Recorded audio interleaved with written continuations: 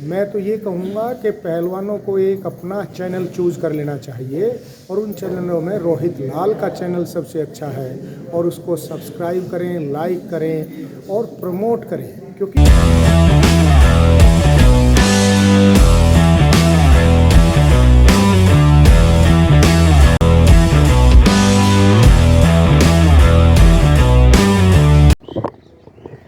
नमस्कार दोस्तों, welcome to my channel Rohit Lal blogs. आज हम अखाड़े में आए हैं श्री राकेश राजेश अखाड़ा नांगल ठाकरान भवाना, जो उनके छोटे भाई हैं पवन पहलवान जी और उनकी धर्मपत्नी है श्रीमती गीता फोगाट जी।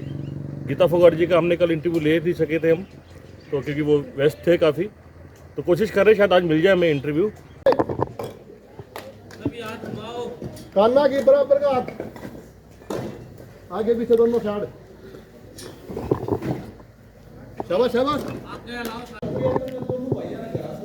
मनुदेव जी नमस्कार, वेलकम टू माय चैनल। कल तो आप बिजी थे, इसलिए थोड़ा सा इंटरव्यू ले पाया आपको मैं इस बार छोड़ूंगा नहीं, इस बार आपको देना होगा इंटरव्यू। सर मुझे बताइए कि इतना सक्सेसफुल आपने इवेंट करा है, इसकी तैयारी बहुत अच्छी लगी हमें जी। और कितने दिनों से आप तैयारी कर रहे थे इसके 1 महीने से तैयारी कर रहे थे और हमारे निदेशक महोदय जो खेलों के बहुत ही शौकीन हैं और खुद भी यूनिवर्सिटी और राष्ट्रीय स्तर पर क्रिकेट के खिलाड़ी रहे हैं, तो उन्हें पता है खिलाड़ियों को क्या क्या सुविधाएं चाहिए और जो आदमी राष्ट्रीय स्तर पर खेला है उसने इस तरह के आयोजन में पता है कहाँ खामियां होती हैं। तो सबको पेपर वर्क के साथ साथ प्रिपेयर किया गया, सब लोगों को, सब टीमों को, सब कमेटीज़ को 9 कमेटी बनाई गई। सब कमेटी में डायरेक्टर सर खुद चेयरमैन रहे बहुत सारी कमेटियों में और सारी तैयारी के बाद कभी डायरेक्टर सर से कुछ छूट गया तो ऊपर उच्च अधिकारियों से, चीफ मैम और पीएमजी सर से भी वो सलाह लेते रहे और सब अनुभवी खिलाड़ी पूरी दिल्ली परिमंडल के इस आयोजन में थे। वो चाहे क्रिकेट के हों, चाहे बैडमिंटन के हों, चाहे कुश्ती के हों, पावर वेट लिफ्टिंग के हों और कल्चरल प्रोग्राम की एक्टिविटी से जो जुड़े थे वो लोग और वो महिलाएं सब एकजुट होकर के इस आयोजन में एक साथ थे और उच्च अधिकारियों के बनाए गए सारे प्रोग्राम पे सब ने दिन रात एक करके इस सफलतापूर्वक आयोजन को किया। सर मैंने वहाँ पे कल इंटरव्यू लिया था, कुछ पहलवान जो रेसलर थे बहुत तारीफ़ कर रहे थे आपकी आवभगत जो आपने करी है। जैसे बिहार से थे जी और गुजरात से भी थे, तो इनका सारा रिकमेंडेशन वगैरह सारे आपकी तरफ से ही हुआ था, कहाँ पे करा गया था ये? हाँ, ये पहली बार अद्भुत है कि कोई डायरेक्टर लेवल की पोस्ट का आदमी पहलवानों के लिए होटल खोजता फिरता हो, तो खुद उन्होंने होटल चयन किए। इवन आप समझिए कि बेड पर बैठ करके देखा अरे ये कंफर्टेबल है कि नहीं है। तो हमने शॉर्ट लिस्ट किए थे 10 से 12 होटल, जो सस्ते भी थे कुछ उनमें, लेकिन जब उनमें घुसे तो बेडरूम तक को, होटल के रूम तक भी नहीं गए कि इसमें सफोकेशन है, बदबू है। उन होटलों को तो पहले एंट्री में काट दिया गया और फिर जिनमें सफोकेशन, वेंटिलेशन सारी चीज़ है, क्योंकि उनके माइंड में फर्स्ट प्रायोरिटी थी सेफ्टी ऑफ रेसलर्स के कोरोना काल है, सफोकेशन वाला कोई भी लॉज और होटल नहीं बुक होगा। तो ये सब उन्होंने देखा और जाना और इसीलिए पहलवानों ने, आप ये समझिए कि मतलब मैं आपको पहलवानों की भाषा में कहूँ तो 9 इंच के गद्दे वाले जो होटल थे वो सब उन्होंने डिज़ाइन किए और हर रूम में बैठने के लिए 2-2 चेयर थी, लिविंग रूम साथ में अटैच था, 2-2 बाथरूम थे। ज़बरदस्त जो सिलेक्शन था वो सब निदेशक महोदय ने पर्सनली मॉनिटर किया और वो सिलेक्ट किया। मैं उनके साथ केवल ऑर्डरली की तरह असिस्ट कर रहा था। नहीं सर, आपने बहुत मेहनत करी कि हम तो देख रहे थे कि मैं भी आपसे मेरे 15-20 दिन से जुड़ा हूँ, तो आपको देख रहा था मैं। सर मुझे जानना था, जैसे जो रेसलर को जो आपने सब जो डाइट वगैरह दी थी वो रेसलर के हिसाब से दी थी आपने सारी डाइट? यस, हमने चाहे कैंप का मामला हो, चाहे वहाँ आए टूर्नामेंट में वाले पहलवानों का हो, केले, सेब, संतरे, आप ये देखिए दूध भी बिल्कुल विशुद्ध और जिसमें फैट 100%, और वो जो पूरे हरियाणा में मशहूर है उस दूध को लाया गया। उसके लिए एक स्पेशल 2 लड़कों की टीम बनाई गई और वो दूध को पहुंचाते थे और सब पहलवानों को 50 किलो दूध प्रतिदिन पिलाया गया और पेड़े खिलाए गए जो हरियाणा के मशहूर पेड़े हैं, और ये एक नाश्ता करवाया गया ताकि बहुत पेट नहीं भरे और एनर्जी की कोई कमी ना रहे, हाँ क्योंकि बाउट्स पूरे दिन होनी है और बादाम इतने लोगों के लिए बनाना संभव नहीं था, इसीलिए किसी को लाइट डाइट लेनी है तो उनके लिए केले, सेब और ये सारी चीज़ें उनकी व्यवस्था थी। धन्यवाद मनुदेव जी हमारे चैनल पे आने के लिए, और बहुत बहुत शुक्रिया कि आपने मुझे ये इवेंट दिया। नहीं, आप है ना इसके लिए बधाई के पात्र हैं कि आप आज मेरे गांव में पहुंचे हैं, और मेरे गांव में जो ये अखाड़ा है जिसमें आज आप इंटरव्यू ले रहे हैं, आपको पता है कि आप यहाँ से 55 किलोमीटर दूर खड़े हैं। जी सर। अब आप इसको देखिए कि रोज़ यहाँ से नौकरी तक पहुँचना और ये सारी वो भी गोल ढाक खाने सर आपका प्यार है इसलिए वापस आगे देखिए आपके पास। ये आपका बहुत बड़ा बड़प्पन है, आपके पास कोई किसी बात की कमी नहीं। दिल्ली में बहुत सारी खोज खबर है, ये कुश्ती के प्रति आपका प्रेम है, उसके लिए बहुत बहुत धन्यवाद। अब आप बोल दीजिए लाइक कीजिए, सब्सक्राइब कीजिए। नहीं, इस खेल में जिसमें फाइनेंशियली वीक होते हैं पेरेंट्स मोस्टली, मैं इसको नकारात्मक कमेंट नहीं कर रहा हूँ, लेकिन आप रियलिटी जानिए कि ये बच्चे कितना संघर्ष जीवन में कर रहे हैं, और उसमें भी फिर एक का सिलेक्शन होना है। आपने देख लिया होगा सैकड़ों से ज़्यादा बच्चे इधर हैं, और उसके बाद एज देखिए 7-8 साल से लेकर के और 20-22 साल तक के बच्चे हैं। इस प्योर से लेकर के वहाँ तक जो तैयारी इस अखाड़े में हो रही है वो ज़बरदस्त है।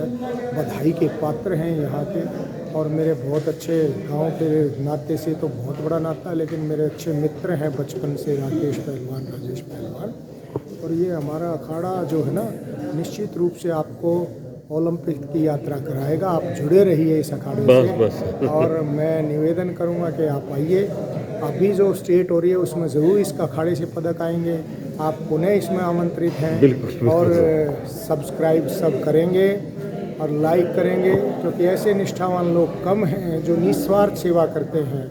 आप बहुत अच्छा विषय चुने हैं कि कुश्ती जो कभी हाशिए पर था, आज कुश्ती जो शिखर पर है और जो सब न्यूज़ों में है। और आप समझ पाइए कि मेरे कल्चरल प्रोग्राम में आप वहाँ आए होते तो आप दंग रह जाते कि जो हरियाणवी टोन के संगीत थे, उन गानों पर उड़ीसा के लोग थिरक रहे हैं, महाराष्ट्र के लोग नाच रहे हैं। तो ये जो हमारी कल्चर को बढ़ावा मिला, तो उसका एक कारण है कि कुश्ती में ओलंपिक तक के पदक आते हैं। बिल्कुल बिल्कुल सर, धन्यवाद सर।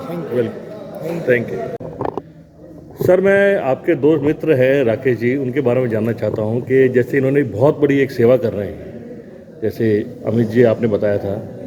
अमित जी आप अजीत जी, सॉरी मैं भूल गया आपका नाम। अजीत जी आपको जैसे बताया 7 महीने से यहाँ पे, तो आप यहीं पे रहते हैं? नहीं, मैं सुबह शाम अप डाउन करता हूँ सर। अच्छा, तो दिल्ली से आप डेली अप डाउन करते हैं? सुबह 5 से 8 बजे तक क्लास होती है मेरी, शाम को 3 से 6 बजे तक होती है। आपकी ट्रेनिंग देखी सर, बहुत अच्छी लगी, और ऐसे ही कराते रहिए। गोल्ड मेडल कोई ना कोई तो ज़रूर लेके आएगा। सर आपके मैं दोस्त के बारे में जानना चाहता हूँ, जैसे इन्होंने यहाँ पे 29 साल पहले की बात आप याद दिला रहे हैं, दोस्ती कहेंगे तो। वैसे हमारा गांव में सबसे प्रेम होता है, नाता होता है। अब पूछिए क्या पूछ रहे हैं। सर जैसे इनका निस्वार्थ देखा है मैंने, जो भी मैंने जितनी बातें देखी है, जहाँ बातें सुनी है इनसे और गांव वाले से मैंने सुनी है, तो इनका निस्वार्थ ये काम है बिल्कुल। इसमें कोई किसी से पैसा नहीं ले रहे, ना कोई गवर्नमेंट इनको सहायता दे रही है, ये सारा अपने हिसाब से कर रहे हैं। और डाइटिंग भी मेरे ख्याल से डाइट भी पूरा ही खुद ही दे रहे हैं। आप है ना, रेसलिंग की एकेडमी एकमात्र ऐसी इन्वेस्टमेंट है, और इस पर खास तौर से मैं निवेदन करूंगा कि जो हमारी स्टेट फेडरेशन है, रेसलिंग फेडरेशन ऑफ इंडिया है, उसको इस बात पर फोकस करना चाहिए कि जो नर्सरी के रूप में रेसलर्स को तैयार कर रही है, अब ये अति आधुनिक अखाड़ा जो आप देख रहे हैं, इसमें क्या पैसा नहीं लगे? इसमें कोई चंदा तो आ नहीं रहा है, कहीं से सरकार कोई फंडिंग कर नहीं रही है। अपनी ज़मीन, इतनी ज़मीन का आप अगर बगल में कोई प्लॉटिंग कर रहे हैं या कोई कॉलोनी है तो 40,000 रुपये का रेट है जी। तो 10 करोड़ 8 करोड़ रुपए की ज़मीन ब्लॉक कर दी केवल देश के लिए। एक बात। दूसरा, डाइट वाला प्रश्न था। राकेश पहलवान ने सभी को 2 फैसिलिटी पक्का दे रखी है।